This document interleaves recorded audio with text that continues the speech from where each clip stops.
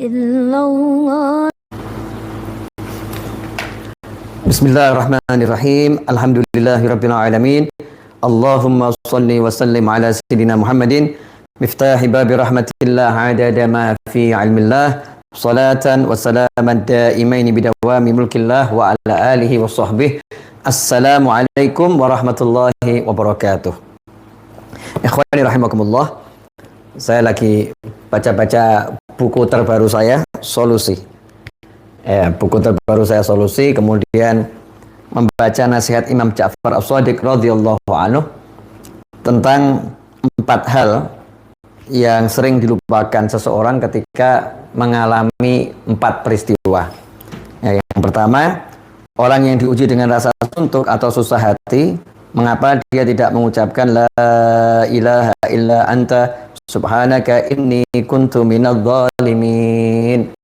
Biasanya kalau habis sholat witir ini kita baca ya hayyu ya qayyum la ilaha illa anta subhanaka inni kuntu minadh dhalimin. Ya hayyu ya qayyum la ilaha illa anta subhanaka inni kuntu minadh dhalimin. Kata Imam Ja'far As-Shadiq radhiyallahu anhu, saya heran ada orang yang merasa suntuk, susah hati, nggak enak hati, ya galau. Kenapa dia tidak membaca doa ini? Sementara di Al-Quran dijelaskan ketika Nabi Yunus alaihissalam berada dalam perut ikan paus, dalam kegelapan samudra, kegelapan malam, kegelapan perut ikan paus, Nabi Yunus membaca la ilaha illa anta subhanaka inni kuntu minadh dhalimin. Maka Allah nyatakan fastajabna lahu wa najjaynahu minal gham wa kadzalika nunjil mu'minin. Dan demikianlah kami selamatkan, maka kami telah memperkenankan doanya dan menyelamatkannya daripada kedukaan, dan demikianlah kami selamatkan orang-orang yang beriman. Al-Anbiya ayat 88.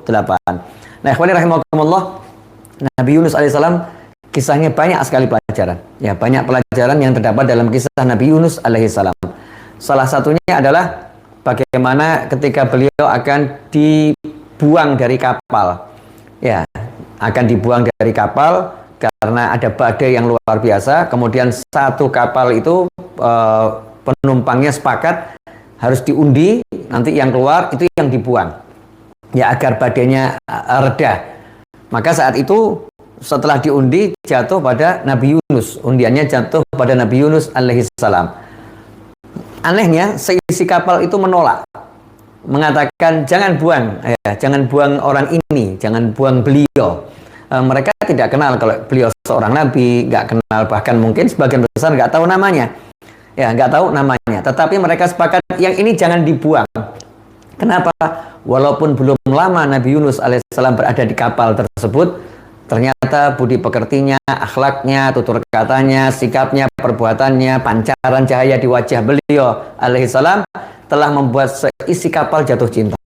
Ya, membuat seisi kapal jatuh cinta sehingga mereka berkeberatan kalau beliau dibuang. Mereka pun minta agar undian diulang. Bayangkan nih, padahal semuanya kan terselamatkan nyawanya. Kalau Nabi Yunus dibuang kan semuanya selamat nyawanya. Tapi mereka nggak mau selamat, sementara orang baik ini, orang soleh ini yang jadi korban. Mereka nggak mau.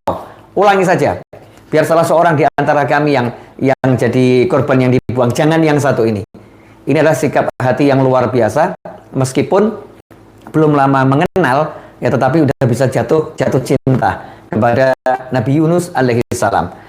Nah, di sini ada pelajaran yang sangat menarik. Bagaimana hebatnya Nabi Yunus ketika beliau itu menjalani kehidupan bersama orang-orang yang tak dikenal, menjalani kehidupan bersama orang-orang asing, menjalani kehidupan bersama orang-orang yang baru ditemui. Ya, beliau bisa memberikan kesan yang sangat mendalam di hati mereka semua. Dan undian pun diulangi sampai 3 kali, ternyata tetap yang keluar Nabi Yunus alaihissalam. Dan Nabi Yunus pun memaksa agar beliau yang dibuang. Nah, saat beliau dilempar laut dengan penuh rasa haru, ya, dilempar laut, maka saat itu tiba-tiba muncul ikan besar raksasa, ikan paus kalau kita sebutnya, yang menelan Nabi Yunus, tapi menelannya dengan lembut dan samudra, ke pedalaman samudra. Di dalamnya samudra itulah tidak resah, tidak bingung, tidak galau, nyantai, duduk, tawajuh pada Allah Subhanahu wa taala, mengucapkan la ilaha illa anta. Enggak ada Tuhan kecuali Engkau ya Allah. Subhanaka, maha suci Engkau, inni kuntu minadh dhalimin. Sesungguhnya aku termasuk dalam kelompok orang-orang yang telah mendolimi diriku sendiri. Ikhwani rahimakumullah, walaupun kalimat ini bukan doa, nggak minta apa-apa, tapi Allah menyatakan dalam Al-Quran surat Al-Anbiya ayat 88, fastajabna lahu, ya, dan kami kabulkan permohonannya. Nabi Yunus nggak minta apa-apa, tapi Allah katakan fastajabna lahu, kami kabulkan permohonannya. Nah, al-i'tiraf mengakui kesalahan, walaupun nggak ada nabi yang berbuat dosa, ya, nggak ada nabi yang berbuat kemaksiatan, maksum, terlindung dari perbuatan dosa dan maksiat. Tetapi introspeksi diri, ya, menganggap dirinya punya salah, menganggap dirinya punya kekurangan, itu maqamun azim, suatu pangkat yang tinggi, i'tiraf.